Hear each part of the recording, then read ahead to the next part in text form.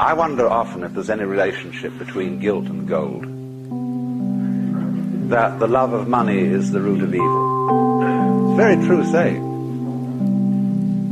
Because you see, I was saying yesterday that the difference between having a job and having a vocation is that a job is some unpleasant work you do in order to make money, with the sole purpose of making money.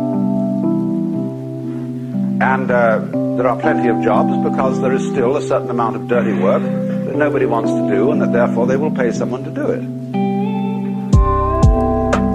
There is essentially less and less of that kind of work because of mechanization. But if you do a job with the sole purpose of making money, you are absurd. Because if money becomes the goal, and it does when you work that way, you begin increasingly to confuse it with happiness or with pleasure. Yes, one can take a whole handful of crisp dollar bills and practically water your mouth over them. It goes back, you see, to the ancient guilt that if you don't work, you have no right to eat.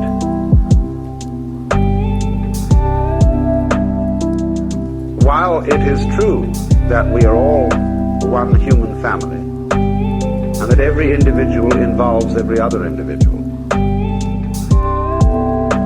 while it is true, therefore, we should do something about changing the situation, the one way of not doing anything about a situation is feeling guilty about it. Because when people feel guilty about a situation, they most usually, instead of doing something practical to change it, they resort to all sorts of symbolic methods of expiation. They go to confession. They see an analyst. They do all kinds of things which will be ways of actually not doing anything about the problem, but feeling all right about it instead. And guilt invariably produces that sort of reaction. It is a destructive emotion.